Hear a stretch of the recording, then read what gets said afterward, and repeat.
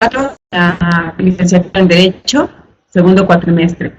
Ahora vamos a hacer la clase al revés, porque como teoría económica es un poco más extensa que derecho romano, vamos a iniciar al revés para que podamos, o sea, si nos tardamos un poco más, pues vamos a ver un poco más lo que es teoría económica. Vamos a ver la unidad 13, banca y crédito. Lamentablemente hubo un problema con la antología, la plataforma, y a lo mejor no la pudieron ver, pero obviamente en las preguntas y en las actividades que ya realicé vienen contemplada esta unidad, por eso que la vamos a explicar un poco, y cualquier cosa, pues ya tienen a ustedes la presentación para que la chequen. Vamos a ver banca y crédito. Vamos a ver primero lo que es el concepto de crédito. Y vamos a ver su economía. Vamos a ver que el crédito es la entrega de un bien o cierta cantidad de dinero que una persona requiere y hace una promesa de pagarla en un determinado tiempo. A ver que el capitalismo como tal se trata de la forma como se mueve el capital de ese préstamo. Y vamos a ver que en el crédito intervienen tres elementos muy importantes, que son el préstamo en primer lugar.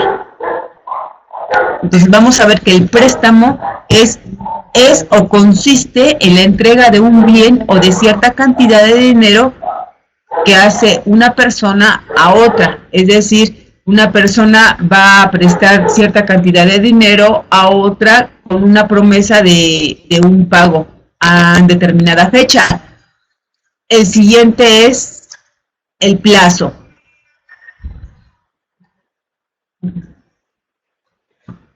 El siguiente es el plazo.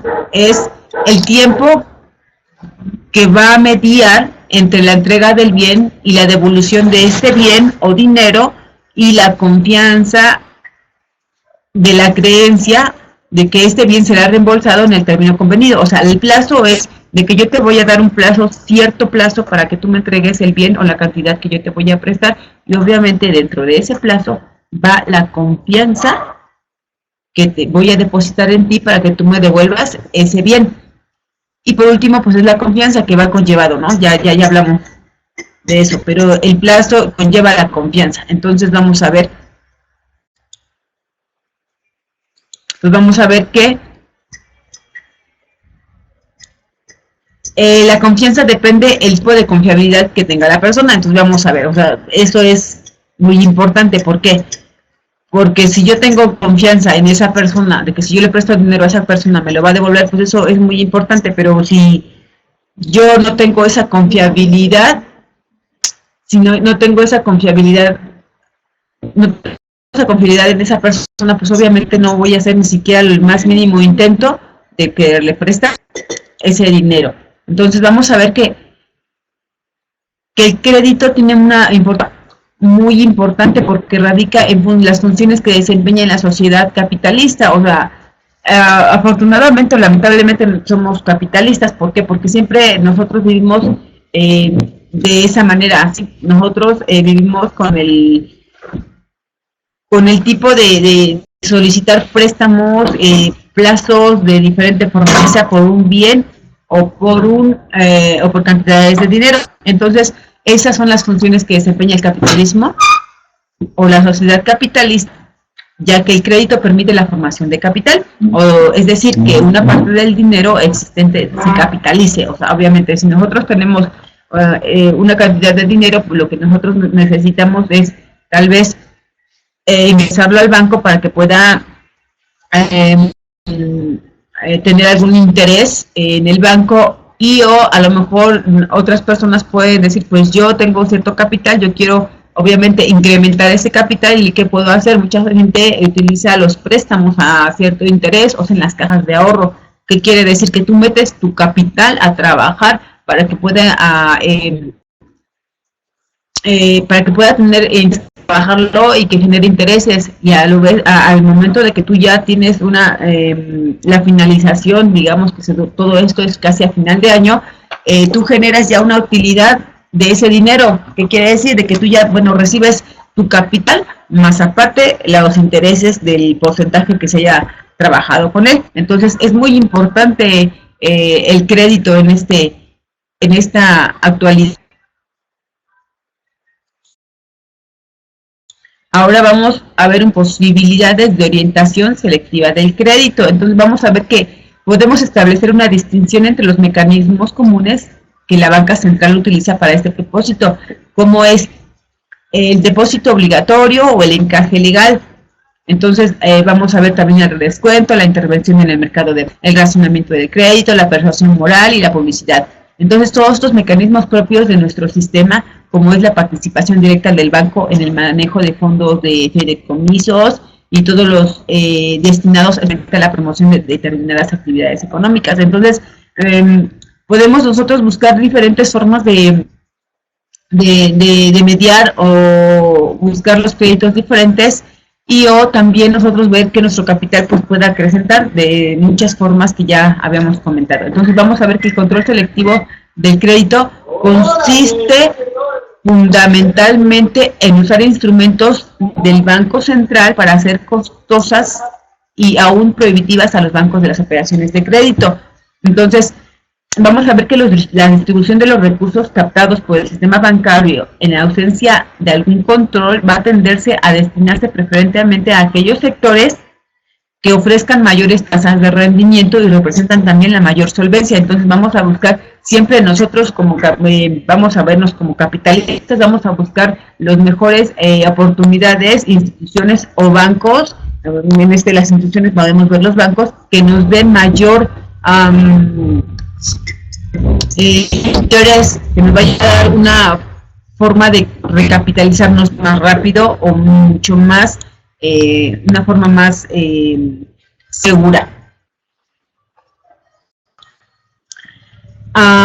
Los instrumentos bancarios para la orientación del crédito. Entonces vamos a ver que los instrumentos bancarios son los medios legales que tienen los bancos para proporcionar un crédito a personas físicas o morales. Entonces vamos a ver que existe una relación entre capital de préstamo y crédito.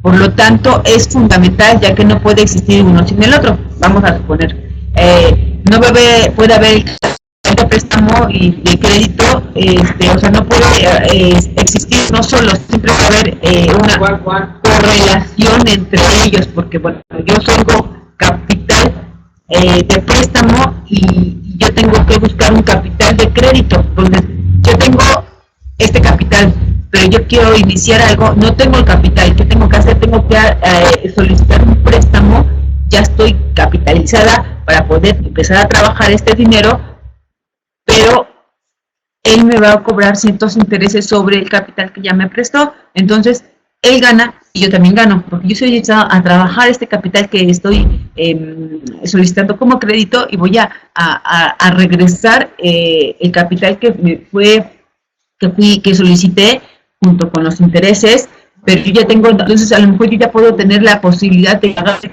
capital junto con los intereses, pero yo ya estoy capitalizada, entonces yo ya sigo trabajando este dinero, yo ya generé un poco más de intereses, ya tengo mi capital recuperado, ya puedo buscar otra forma de prestarle a alguien más. Entonces esa es la conexión que es súper fundamental entre el crédito y el capital de préstamo y el capital de crédito. Entonces vamos a ver que el crédito que se otorga se clasifica con base a varios criterios. Vamos a ver que uno es según los sectores sociales. Entonces, según los sectores sociales, que son créditos a consumo, bueno, se subdivide. Según los sectores sociales se subdivide en dos, que es crédito al consumo, que quiere decir que es el préstamo concedido que se utiliza para la compra de mercancía y servicios. Y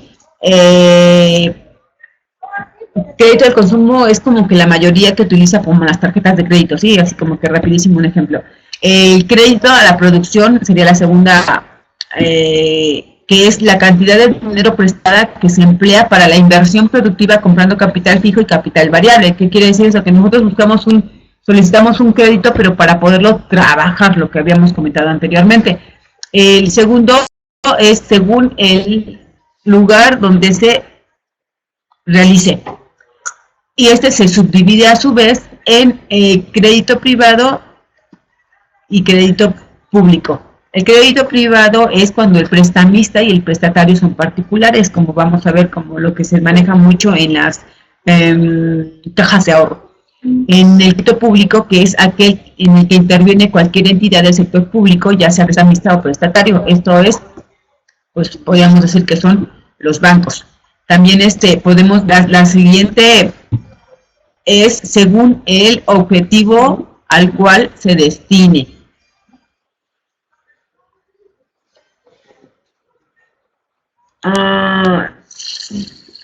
Sí, a cuál se destine.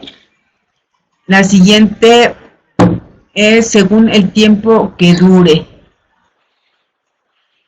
Según el tiempo que dure es crédito a corto plazo, que es el que se realiza a un plazo no mayor de un año, y son también conocidos como créditos monetarios o de dinero, y el crédito a largo plazo, que es el que se otorga a un plazo mayor de un año. Y según la actividad concreta a la que se aplique el crédito o que se vaya, donde se prevenga. Entonces vamos a ver que esta puede ser agrícola, avío, bancario, comercial, agropecuario, inmobiliario, industrial y habitacional. Y vamos a ver el que es según el lugar donde se realice, que es el crédito interno o el crédito externo. Vamos a ver cuál es la banca central. Creo que ya anteriormente habíamos tomado un poquito lo que es el Banco de México, porque habíamos hablado sobre respecto de la acuñación de moneda. Bueno, pues vamos a ver la banca central y sus funciones. La banca central es una institución bancaria cuyo propósito es controlar la cantidad y el uso del dinero en forma tal que facilite la aplicación de la política monetaria determinada. Entonces, entre las funciones principales, ¿cuáles son? Las únicas son, es el único que puede emitir billetes. Recordemos que anteriormente habíamos comentado que el Banco de México y la Casa de la Moneda de México son los únicos que pueden emitir billetes y monedas, porque no, si yo quiero fabricar mi propio dinero, pues obviamente no se considera legal, y pues obviamente es una moneda que voy a poner al mercado que es falsa. Entonces, ellos son los únicos que pueden emitir billetes.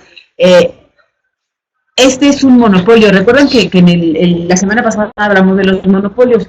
Pues otro ejemplo muy, muy importante del monopolio es esta, porque es una institución bancaria cuyo propósito es controlar la cantidad del dinero y del uso, de este uso. Entonces, tiene el monopolio de la emisión monetaria.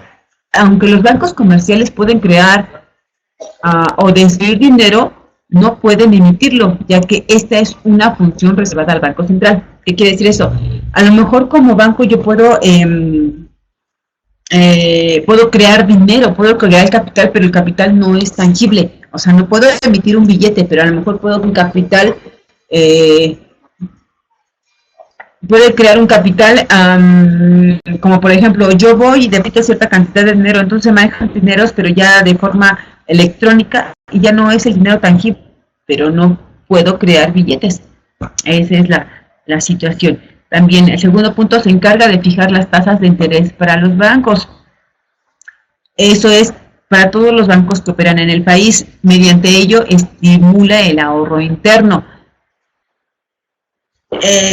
Estimula el desarrollo interno.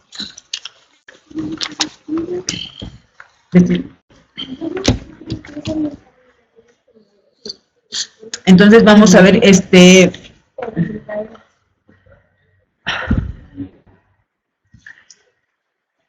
ya vimos este punto. Vamos a ver. Fija el depósito bancario o el encaje legal por ley. Entonces, esta actividad le permite canalizar estos recursos para fomentar actividades básicas para el desarrollo de la economía. Maneja las reservas monetarias del país. Esto ayuda a cumplir uno de los objetivos principales de política monetaria, que es la estabilidad monetaria y la estabilidad cambiaria. Actúa como banco de bancos. ¿Qué quiere decir esto? Que es el que le presta o es el prestamista de última instancia de los demás bancos. Es el banquero del banco, ya lo vimos, es el banquero del gobierno federal.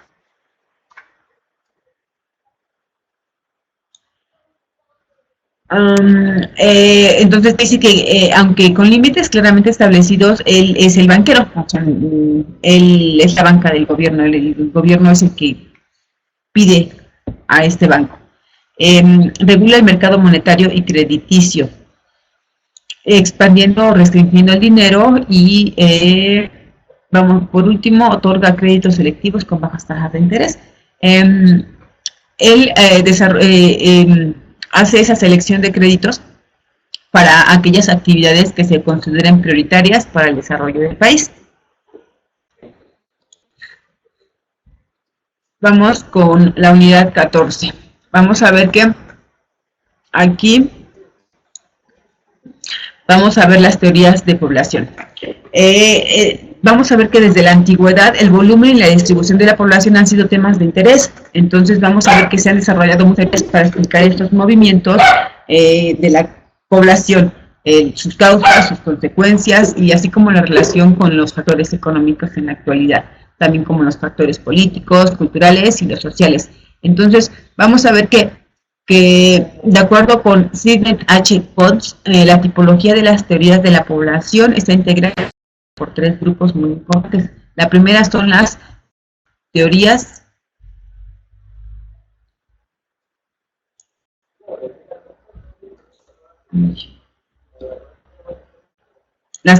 biológicas, que según de las cuales la ley reguladora del crecimiento de la población humana es fundamentalmente la misma que determina el crecimiento de plantas y animales y reduce al mínimo lo que es peculiar al hombre. Las teorías culturales.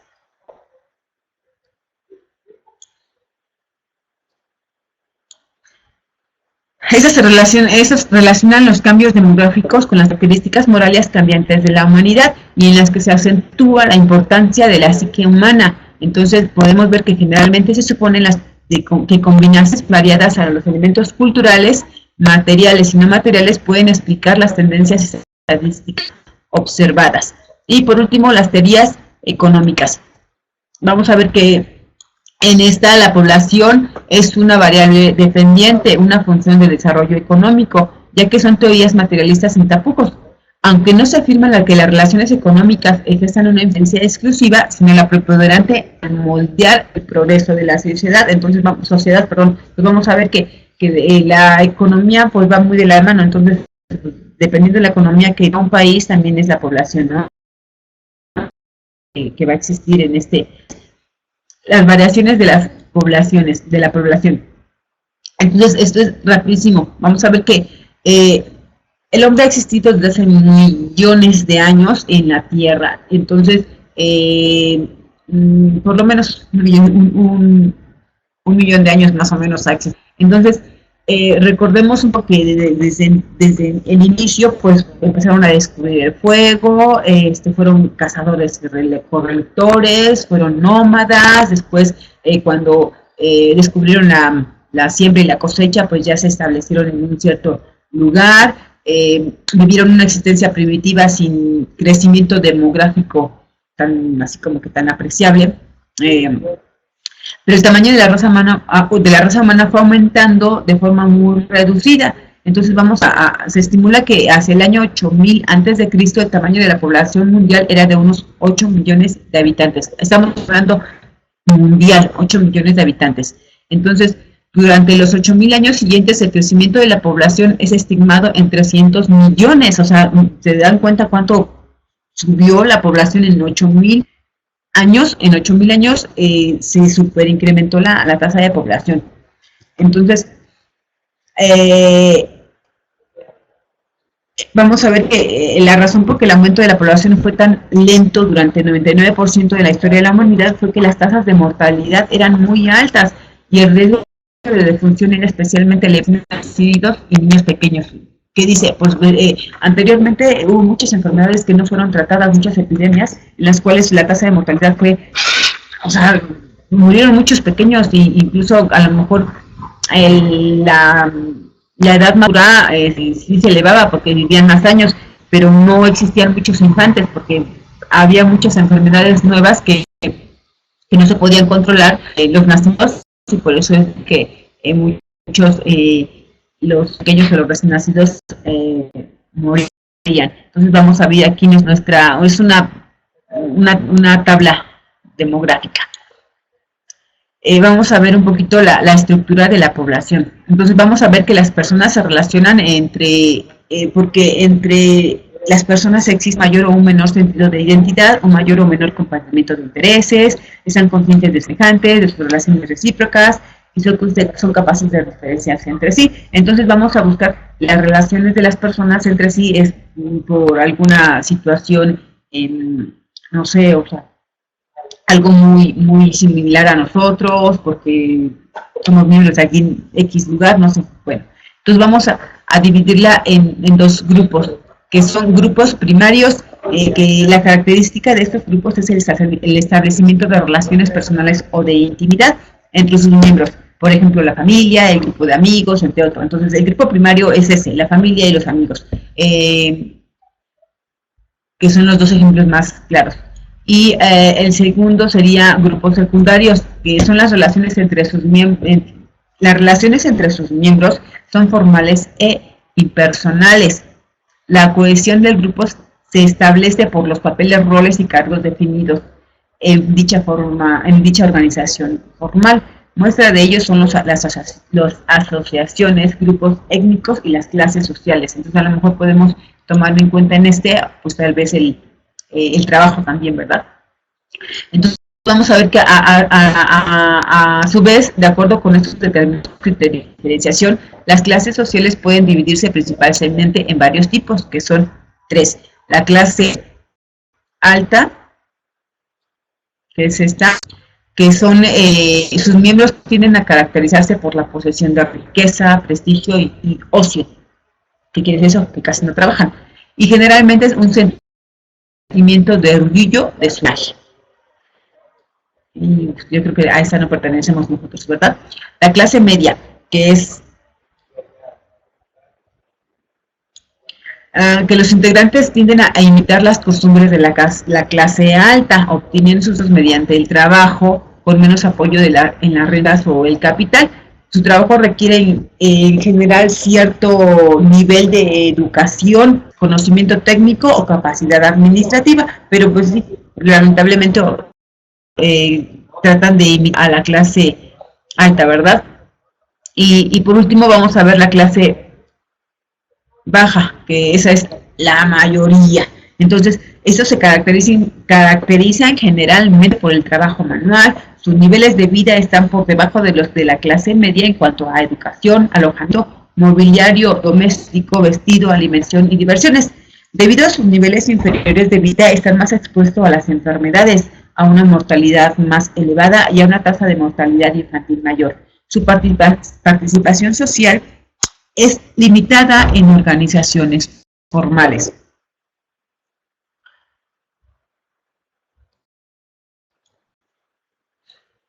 Vamos a ver la población económicamente activa. La población económica son a todas aquellas personas así que tienen la edad para trabajar, que contaban con una ocupación durante el periodo de referencia o no contaban con una, pero que están buscando emplearse con acciones específicas. Esto pues, obviamente lo vamos a buscar en el INEGI y vamos a ver que se hace el consenso de las personas que ya son económicamente activas, que la mayoría son mayores de 18 años. Vamos a pasar rapidísimo, que es la teoría financiera del Estado. Vamos a ver que la actividad financiera es aquella la actividad del Estado está constituida por el conjunto de actos, operaciones y tareas que conforme a la legislación debe ejecutar para la realización de sus fines. Entonces vamos a ver que la actividad financiera es aquella que desarrolla el Estado medios necesarios para los gastos públicos destinados a la satisfacción de las necesidades públicas y en general a la realización de sus propios fines. Entonces vamos a ver los gastos que pueda tener y los ingresos y egresos que pueda tener el Estado. Esa es la preocupación principal sobre las finanzas públicas.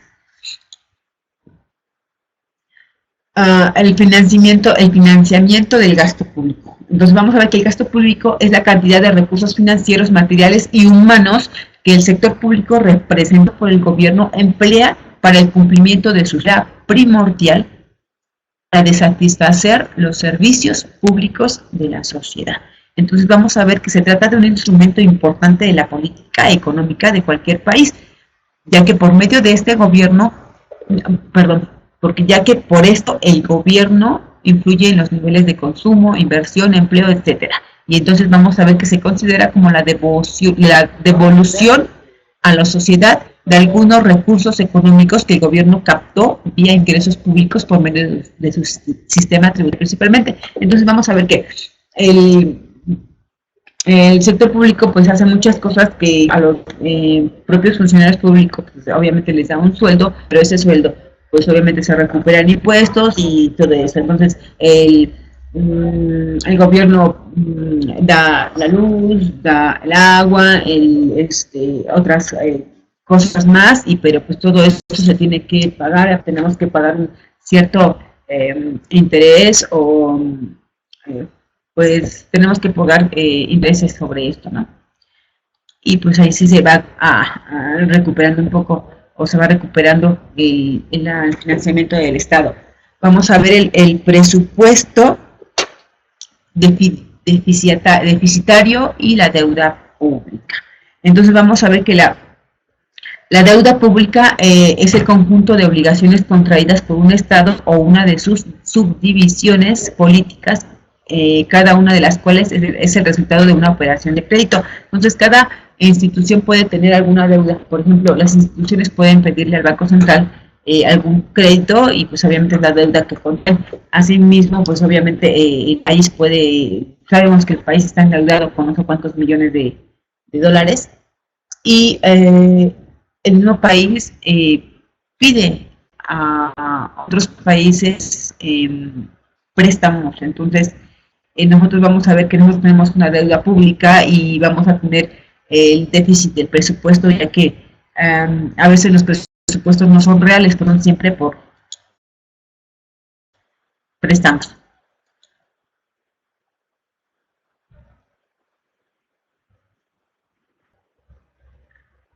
Me salté una. La política económica de los estados modernos y la política fiscal y anticíclica. Vamos a ver que la política fiscal anticíclica alude en mayor medida a ese comportamiento del gasto público en que éste crece o decae en relación al producto. Vamos a ver que la cuantificación de los recursos asignados a una política fiscal anticíclica no es tan simple como su conceptualización, ya que los ingresos como los egresos o gastos públicos tienen componentes cíclicos y permanentes. Cíclicos, recordemos que cíclicos es así, o sea, así. No cíclicos. Ay, no se puede, no puedo hacer el cíclico con esto, ¿verdad? Pero recuerden que cíclico es así, o sea, no para, no tiene un final, siempre está girando en forma circular. Entonces, por el lado de los ingresos, la mayor parte de los ingresos públicos no son cíclicos, crecen o decrecen en medida que el producto o ingreso nacional aumenta o disminuye. Entonces, los impuestos indirectos y la importación tienden a modificarse al mismo ritmo que el nivel de actividad económica, mientras que los impuestos directos o a la renta por su naturaleza progresiva tienen fluctuaciones a la alza o a la baja más que proporcionales a las que se mueven en el producto. Entonces, hay algunas cosas que no son tan cíclicas, ¿verdad?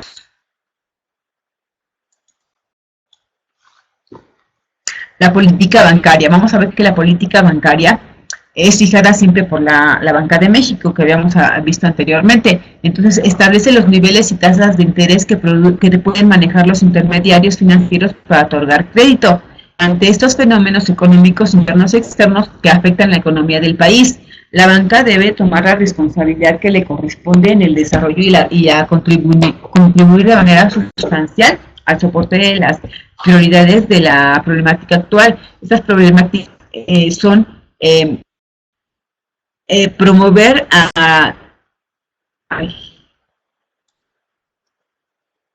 promover la producción y la comercialización de los productos pecuarios, el fortalecimiento y la expansión de la pequeña y mediana industria, la promoción de la descentralización industrial, el desarrollo acelerado de las actividades que, al generar divisas mediante las exportaciones y el turismo, fortalecen la independencia económica del país. Por eso es muy importante, esta parte es muy importante porque hay muchas más, las exportaciones y el turismo son los que traen más divisas al país. Las actividades que en forma más amplían o generen empleo. Hay actividades que generen o que amplíen el trabajo en México o en el país. Las inversiones que promueven un mejor desarrollo social, principalmente en educación y vivienda. La política monetaria. Una de las funciones principales y más importantes del Banco de México es controlar la inflación.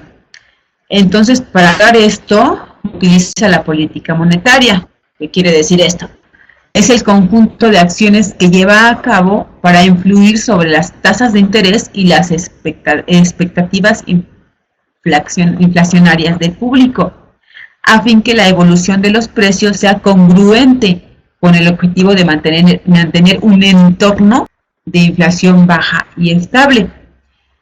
Se supone que al procurar el objetivo de mantener un entorno de inflación baja y estable, el Banco de México contribuye a establecer condiciones propicias para el crecimiento económico sostenido y, por lo tanto, para la creación de empleos permanentes. Lamentablemente no se ve mucho, ¿no? Porque aquí, lamentablemente, en la actualidad, el incremento de todo sobrelleva al incremento del ingreso del salario mínimo. Entonces, vamos a ver que abatir y contrarrestar la inflación, fomentar el ahorro interno, estos son los propósitos de la política monetaria. Entonces, es abatir y contrarrestar la inflación, fomentar el ahorro interno, procurar la estabilidad de precios, así como el tipo de cambio a través del otorgamiento de rendimientos reales a los ahorradores. O sea, supuestamente, ¿verdad? Que van a dar un rendimiento, consolidar la estabilidad económica y fomentar el ahorro y su permanencia en el país. Esa es la política monetaria.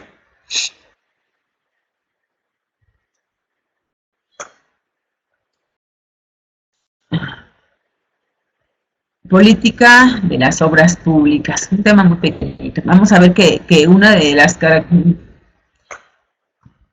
características más sobresalientes de nuestra época es la importancia tan grande que desempeña en el mundo contemporáneo del Estado en materia de obras públicas. ¿Cuáles son las obras públicas? Por eso no puse aquí nada, porque vamos a intentar ver qué es una obra pública.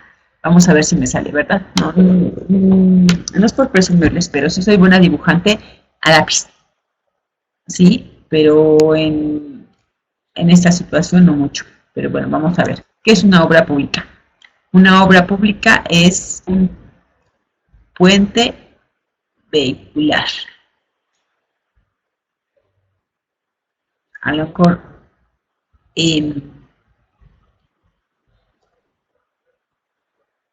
podemos medio ver, ¿verdad? Y vamos a hacer aquí como que este punto vamos a poner que es un coche, ¿verdad? Para que no puedo dibujar así muy bien. Vamos a ver que este es una camioneta. Entonces es un puente vehicular. Vamos a ver que dijimos que una de las características más sobresalientes de nuestra época es la importancia tan grande que desempeña en el mundo contemporáneo la política del Estado en materia de obras públicas. Entonces vamos a ver que como resultado de esta nueva concepción dentro de la cual las obras públicas no solo tienen la función específica de construir la infraestructura de los servicios sociales, también debe cumplir otras funciones y otra de carácter más general, que considera la política de obras públicas como el funcionamiento más poderoso y efectivo en los países históricamente más retrasados para acelerar el ritmo de su desarrollo económico y para distribuir más equitativamente su desarrollo social entre las diversas regiones geográficas. ¿Qué quiere decir esto? Que vaya a haber un poco más de funcionalidad o acercamiento, aun cuando la distancia sea más lejos. Porque vamos a ver que a lo mejor para ir, no sé, a otro estado, pues a lo mejor tenemos que pasar sobre curvas o rodear montañas y cerros, y entonces el tiempo pues se tarda más, ¿no? Es más, hacemos más tiempo, y ya con todas estas obras públicas pues podemos, no me recuerdo bien para dónde, qué estado es, de que hicieron un túnel en medio del cerro, no recuerdo ahorita, si ya después me lo pueden decir. Hicieron un túnel en medio de un cerro y pues obviamente ahí se ahorró bastante tiempo para poder llegar a determinado lugar. Entonces es lo que se hacen puentes veilares, se hacen túneles, se hacen carreteras para poder que el tiempo, la vialidad del tiempo se pueda reducir y así incrementar pues tal vez el costo, ¿no? O sea, nosotros podemos ahorrar en tiempo para poder visitar ciertos lugares o más lugares en determinado tiempo. Los que utilizan este tipo de sus trabajos son de este tipo, de que tienen que estar viajando constantemente. Vamos a ver el Estado benefactor y el neoliberalismo económico. Vamos a ver que el Estado benefactor, el Estado del bienestar se suele definir para los gastos incluidos en los presupuestos públicos. En el término de welfare state, acuñado en 1942, se emplea generalmente para designar la actividad de los gobiernos dirigida a suministrar determinados servicios sociales, la asistencia sanitaria, la educación, la vivienda y otros. Más, sin embargo, las actividades del estado de bienestar desbordan el ámbito del público, además de que este se desarrolla en toda una serie de políticas económicas destinadas a la búsqueda del pleno empleo y a la contención de la inflación. Entonces, son claramente favorables a los trabajadores y a las clases más pobres. Entonces, vamos a ver que el Estado benefactor constituyó el marco preciso para la construcción de un proyecto económico basado fundamentalmente en una economía pública que serviría para legitimar y dar consenso respecto de las acciones de gobierno. Para el neoliberalismo existe una relación inversa entre las actividades económicas del Estado y los derechos ciudadanos. Entonces vamos a ver que en la medida en que se exige que el Estado apoye el desarrollo de las estructuras de mercado, pues es ahí donde se manifiestan las libertades individuales y se pone que se ha sometido a una doble funcionalización. ¿Qué quiere decir eso? Primero, reduciendo su participación directa.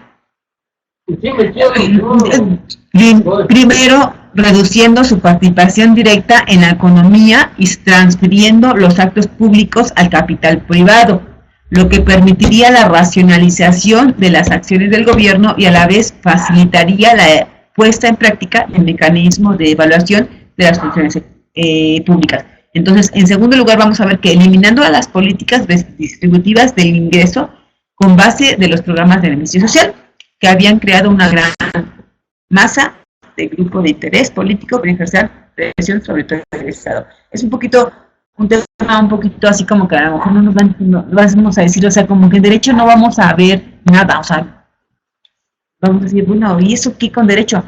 Pues no es tan importante, pero pues vamos a a lo mejor de esta manera, pues nada más verlo, ¿verdad? Hay cosas que donde le vamos a poner un poquito más de,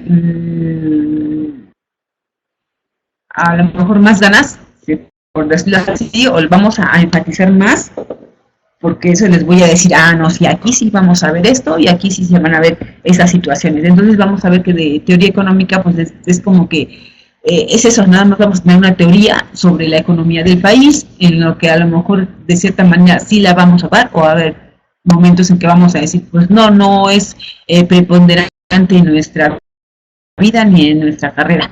Pues sí tenemos que tener un conocimiento como tal de esto, que es la teoría nada más, es pura teoría, recuerden, nada de esto va a ser práctica, su nombre lo dice, teoría. Entonces, lo que sí va a ser práctica, pues van a ser algunas otras cosas que sí son mucho más importantes. Y vamos a ver, a dar un repaso nuevamente en unidad 3, que son sucesiones. Vamos a aventar que esta unidad o esta sesión de Derecho Romano es muy pequeña, solamente tiene 3 unidades. Las 3 unidades pues ya las vimos en la clase anterior. Vamos a retomar un poquito de lo que son las sucesiones y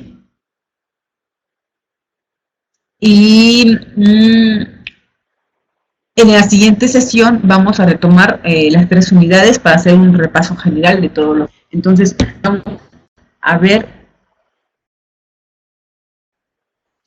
a replantear un poquito más lo que es la muerte regulada por el derecho, las sucesiones. Vamos a ver que anteriormente ya lo habíamos comentado la semana anterior y anteriormente en Derecho Romano 1 habíamos comentado esto, sí como que es que queda un poquito más claro porque esto sí lo vamos a utilizar más. Entonces vamos a ver que recordar que el derecho romano regulaba a un ciudadano a partir de 3 estatus, que son el libertatis, el civitaris y el familiae. Ya creo que ya vamos a tener que tener un poquito más de conexión con este tema y con estas palabras para que podamos saber que ya estos conceptos ya debemos de tenerlos así como que más domados, por decirlo así. Recordemos que el libertatis, recuerden que es ser libre y no esclavo. Recuerden que para tener la ciudadanía romana, forzosamente tenías que ser libre y no tenías que ser esclavo. El civitaris tenías que ser ciudadano y no peregrino. ¿Qué quiere decir? Que deberías de haber nacido en Roma, que las personas que eran peregrinos, que iban de paso por la ciudad, obviamente no podían adquirir la ciudadanía. Entonces, para ser ciudadano, tenías que haber nacido ahí y no no haber sido esclavo. Y el familiar, ¿qué quiere decir eso? Tenías que ser jefe de familia y no estar bajo ninguna potestad, que quiere decir que tenías que ser padre. Los papás o el padre, el jefe de familia, tenían la ciudadanía, pero los hijos estaban bajo la potestad de los papás, entonces pues obviamente ahí no podía ser, no eras totalmente el ciudadano, ¿no? Entonces vamos a recordar que estos derechos podían terminar, o sea, no eran eternos. Entonces, estos derechos o estos estatus podían terminar por diferentes causas, y una era por la muerte. Ahí la que terminaba tu ciudadanía, recordemos también anteriormente con la personalidad. Entonces, otra era por caer en la esclavitud, por caer en esclavitud. Recuerda que si caían en esclavitud, siempre y cuando, pues obviamente no estuvieras a la par con tus contribuciones, que no hayas querido entrar al ejército o te hayas escapado o algo así, fueras penalizado por no sé qué actos vandálicos, por decirlo así. Y bien también se pierde al adquirir otra nacionalidad. Recuerda que cambiar de país, irte a vivir a otro país y cambias la nacionalidad, también perdías tu ciudadanía, o someterse a la patria potestad de otro, que quiere decir que no eras totalmente, a lo mejor tenías la ciudadanía, sí, pero al momento de que tú querías, estabas dentro de la patria potestad de otra persona, pues obviamente es tu nacionalidad. perdón, tu ciudadanía. Entonces, cuando moría un ciudadano, también recuerden que habíamos comentado que al morir un ciudadano, este podía transmitir su patrimonio y esta sucesión se podía llevar a cabo por un testamento o por voluntad del difunto. O también recordemos que por sucesión intestada. Recordemos que es cuando no podía, cuando no lo decía abiertamente, pero pues obviamente las personas que estaban más cercanas a él, que son su familia, podrían tener esa sucesión intestada. Y recuerden que para heredar un patrimonio, el difunto debería tener herederos. Tenía que ser capaz, libre y un ciudadano romano. Y al heredar este patrimonio, el sucesor adquiría todos los derechos y obligaciones del difunto. También habíamos comentado que no nada más heredabas el patrimonio, también heredas las deudas que te deja el difunto y sus obligaciones. Entonces,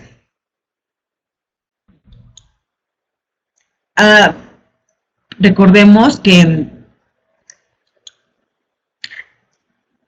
la sociedad humana los ciudadanos se podían clasificar en personas libres, que son aquellos que habían nacido libres o eran libertinos, y en esclavos, son aquellos que nacen esclavos, o son cautivos de guerra. Sí, eso era lo que no me acordaba, son cautivos de guerra, no están inscritos en los registros del censo. Pues si tú te brincaste, no estuviste, o no te brincaste el censo, no estuviste presente, pues obviamente pues no estás incluido, entonces pues prácticamente eras esclavo. Los que no pagan impuestos o los que no participan o dejan el servicio militar. Entonces, esto es lo que te conllevaba a la esclavitud. También vamos a ver que cuando algún ciudadano perdía alguno de estos estatus que ya habíamos visto anteriormente, entonces en consecuencia se extinguía su personalidad. Y esta pérdida podía deberse a que un ciudadano caía en esclavitud por emigración, adquirió otra ciudadanía o como consecuencia de ciertas penas. Por lo tanto, al no tener personalidad, un ciudadano no tenía capacidad de patrimonio, domicilio, nombre y nacionalidad. Entonces, pues, obviamente perdía todo su patrimonio y pues obviamente no tenía nada que heredar.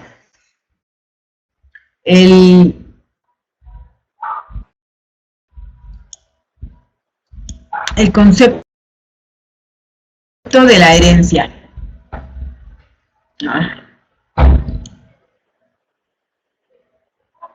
El concepto de la herencia. Vamos a ver.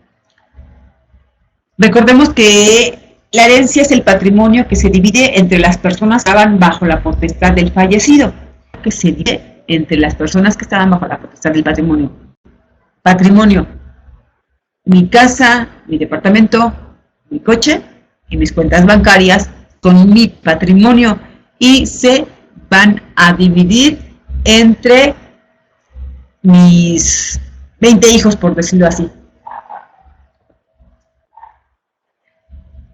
Están divididos entre mis 20 hijos, entonces mis 20 hijos tienen derecho a heredar mi patrimonio.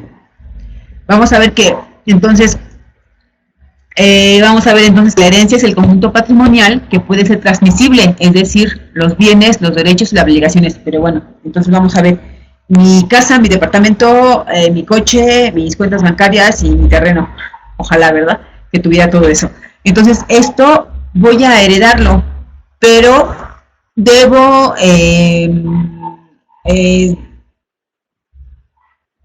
un año 12 meses de mi coche, debo todavía mensualidades del terreno que adquirí, debo mensualidades del departamento, más aparte que pedí un crédito bancario para poder, o sea, tarjetas de crédito, aparte de que tengo cuentas bancarias, tengo también tarjetas de crédito, las cuales ya tengo, no sé, una deuda de cierta cantidad de dinero más los intereses, y pues obviamente pues me morí, ya no estoy, ya perdí mi ciudadanía, ya perdí mi personalidad jurídica. Entonces, todo esto que yo tengo va a pasar, todo lo que yo tengo, que digo que es mi patrimonio, va a ser heredado a mis 20 hijos. Estos 20 hijos van a dividir todo lo que yo tengo con ellos, pues le va a tocar un pedacito de cada uno, o se vende todo y cada quien se divide.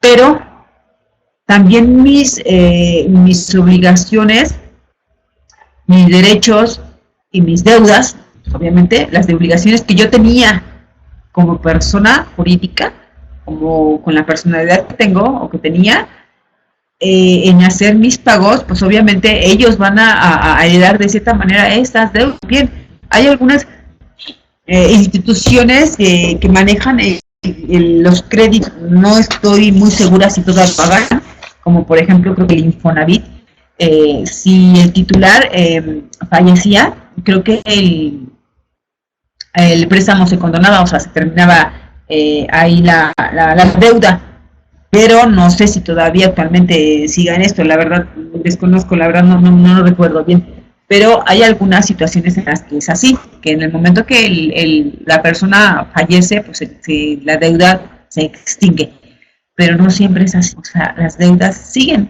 Entonces, si yo voy a heredar los bienes de mi progenitor, también voy a heredar sus derechos y sus obligaciones, entonces voy a tener que tener la obligación de pagar las deudas que él tiene, ya sea con el patrimonio que esta persona me dejó o con o con los propios. Entonces vamos a ver aquí que la sucesión se divide en tres, que es la sucesión débil, que es la sucesión legítima.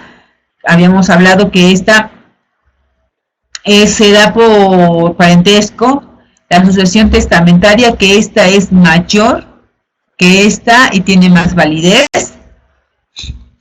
y la sucesión fosta, que se hace legalmente.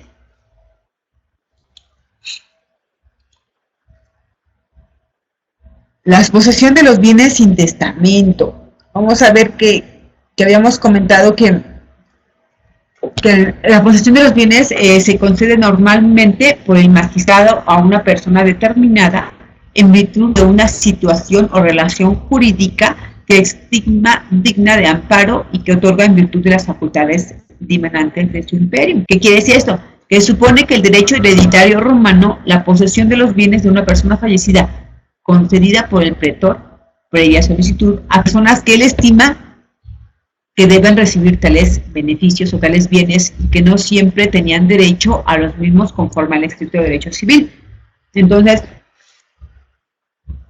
esta posesión concedida siempre suponía una situación de señorío, de hecho que llegó a constituir frente a la sucesión del derecho civil un verdadero tipo de sucesión pretoriano.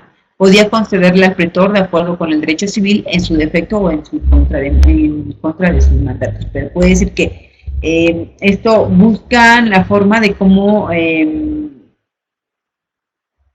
poseer esos bienes aun cuando no haya testamento. Las normas comunes a las distintas vías sucesorias. Entonces vamos a ver aquí que el heredero deberá cumplir con las obligaciones del fallecido, con el activo del patrimonio heredado y con las de lo que recuerden que ya lo habíamos tomado en cuenta desde la sección anterior. Que si alguien me hereda un patrimonio X, también me va, o bueno, si yo soy heredera universal, soy la única heredera de ciertos patrimonios de cierta persona, obviamente al adquirir esos patrimonios también voy a adquirir sus obligaciones. Y si él tiene deudas, yo tengo que pagar esas deudas, ya sea con el patrimonio que esta persona me dejó, y si no fue mucho lo que me dejó en patrimonio, pero me dejó más deudas, pues yo voy a tener que pagar esas deudas con mi propio patrimonio.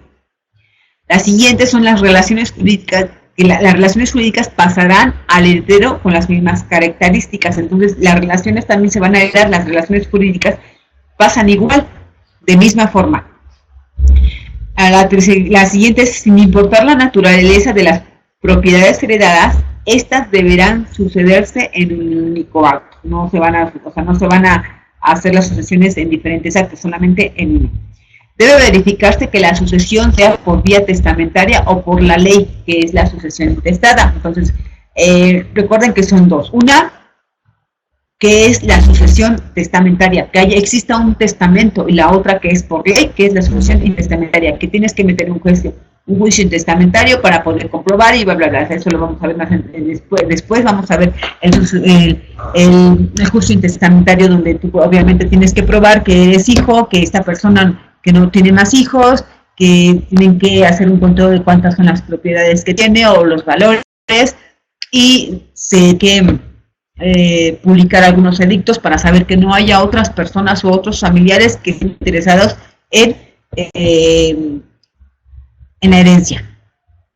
Un heredero no puede suceder bajo las dos formas anteriores, ya que son incompatibles. Entonces, si hay testamento, no puedes hacerlo por ley. Solamente testamento, pues lo haces por testamento porque está todo limitado. Nada más tienes que hacer un juicio testamentario para que todo se lleve de acuerdo. Pero no debes hacer un juicio intestamentario porque existe el testamento. Vamos a ver que habrá tres tipos de heredero. El herede sui, que son las personas que heredan sometidas de forma inmediata al causante por un vínculo. El heredes necesariae, que heredan por los esclavos del causante, y el heredes extrañae, que son las personas que necesitan aceptar la herencia. La sucesión, vamos a ver la sucesión legítima. Vamos a ver que esta sucesión legítima podía acontecer cuando no había un testamento o si este se consideraba como nulo, o cuando el heredero no quería o no podía aceptar la herencia, que podía suceder cuando moría antes de poder consentir el patrimonio. Entonces, dijimos que la ley de las 12 tablas reconoce la existencia de este tipo de sucesión y que esta será la transmisión que realiza la ley de los bienes, derechos y obligaciones de la persona difunta. Entonces,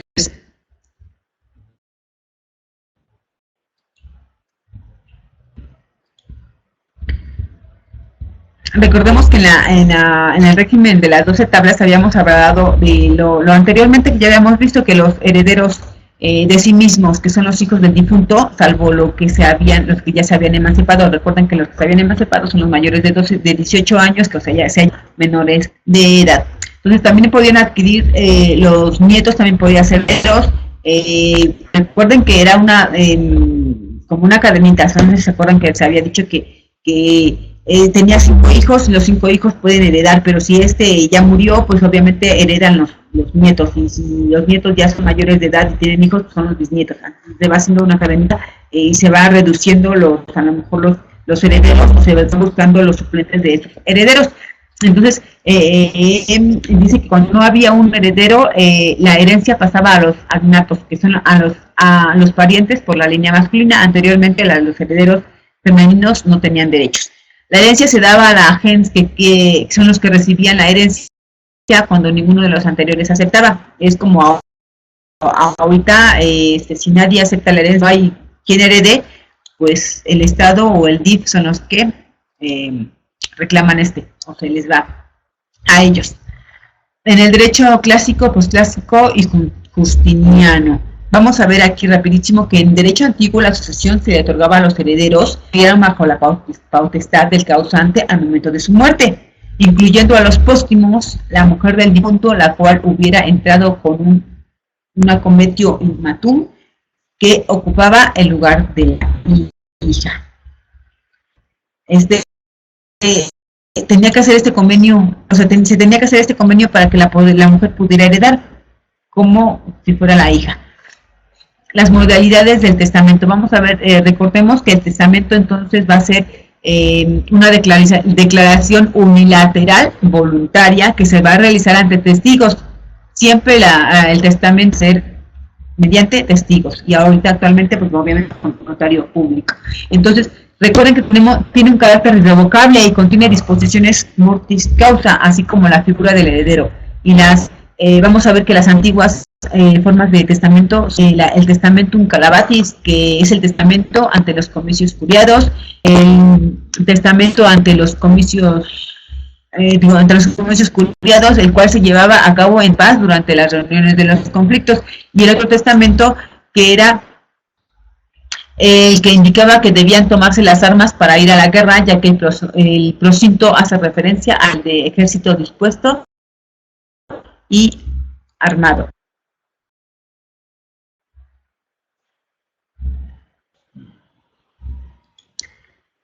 La vía oficiosa. El testador podía fijar en el testamento un plazo máximo para el aditio. Los acreedores podían pedir al pretor que obligara al heredero a decidirse en el término de 100 días y se permitía que terceros se apoderaran de la herencia, es decir, que tomaban de forma definitiva, sin título ni buena fe. Eso se podía.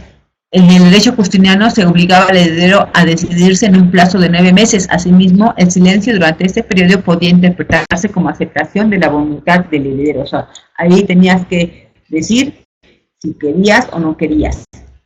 Y algo muy importante es sobre el silencio.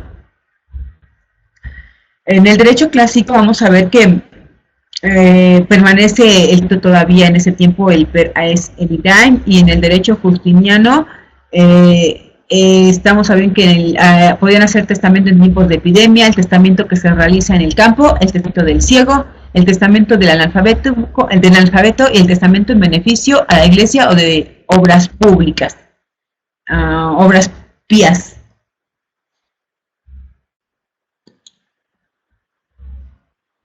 Vamos a la renuncia de la herencia. Vamos a ver que la herencia yacente y la herencia vacante. Vamos a ver que cuando se desconoce el heredero o bien los herederos testamentarios han renunciado a sus derechos, esta razón es por la cual la herencia se reputa como yacente. Cuando se desconoce, cuando no conocemos si existe herederos de una persona, o esos herederos repudian, o sea, no quieren esa herencia, es cuando se dice que es yacente. Y cuando el que tiene estos coherederos o colegiatarios a la porción o parte de la herencia que entre otros renuncian o no pueden adquirir, se califica como acrecimiento al efecto que se produce cuando cualquiera de los llamados no pueden o quitar, pues las cuotas de los aceptantes sufre una expansión. Entonces, para resumir, la herencia vacante es la que, a pesar de haberse tramitado el procedimiento yacente, que es cuando ya se hace todo este procedimiento, entonces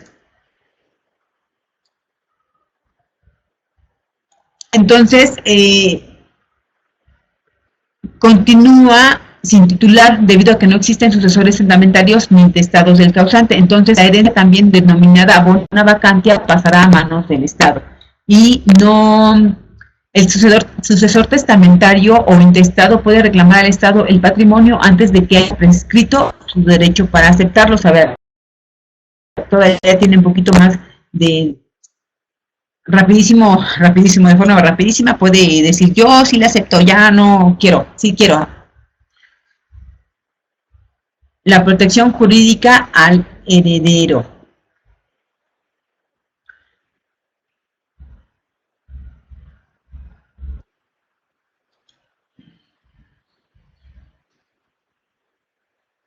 Vamos a ver que aquí en esta vamos a ver que el reivindicio es una forma de proteger, son las acciones civiles que pueden proteger a los herederos.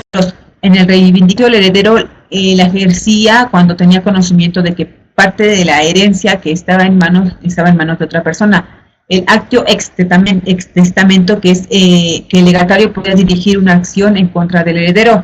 Y el petitio hereditatis, que el heredero reclama la totalidad del patrimonio a quien lo tenga en su posesión. El querela in iudicio testament, que los ascendientes y descendientes y los hermanos que no hubieran recibido por vía testamentaria más de la cuarta parte de lo que habían obtenido por vía legítima, la facultad de reclamar la anulación del proceso. Son formas de cómo proteger a los herederos de alguna situación que no estuviera que fuera una situación muy dudosa. El segundo punto es el legado, que es el régimen jurídico. Vamos a ver el régimen jurídico, su forma y sus efectos procesales. Recordemos que el legado en derecho romano constituía otra forma aunque su carácter no era de tipo jurídico, sino era de tipo patrimonial. Entonces, esto significa que el legatio no entra respecto a la causa legada en la misma situación jurídica del diputado, sino que él es un puro y simple adquiriente patrimonial. Los romanos podían mitigar esas inicuas consecuencias derivadas de una concepción eminentemente rígida de la sucesión testamentaria. Entonces, esas eran las formas de cómo el régimen jurídico.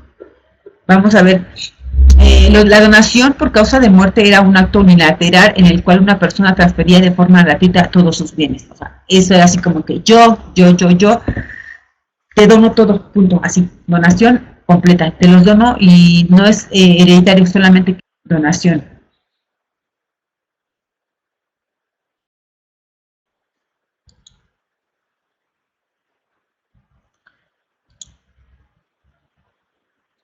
Recuerden que los fideicomisos había tres encargados, que era el fiduciante, que es el que se encargaba del negocio, el fiduciario y el beneficiario del negocio. La triangularidad del fiduciante, de los fideicomisos. Vamos a ver que recordemos rapidísimo aquí, que el fiduciante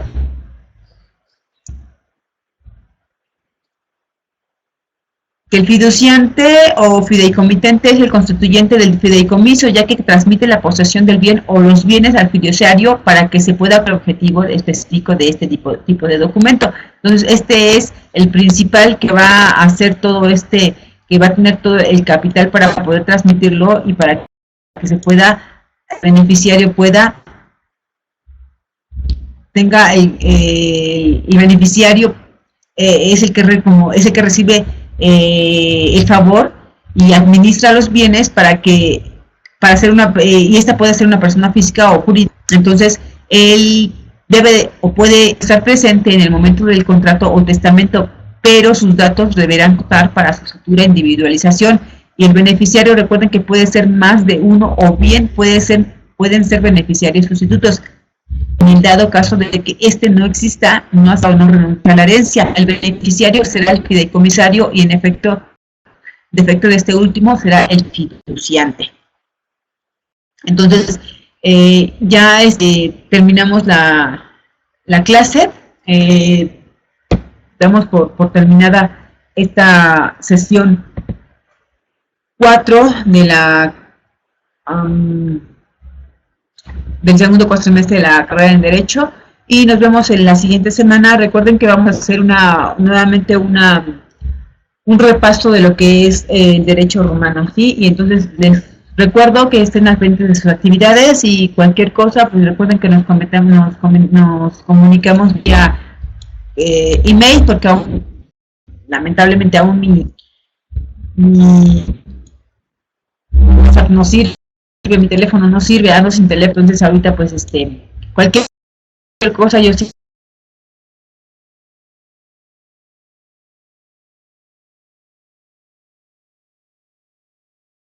Entonces que tengan muy bonito fin de semana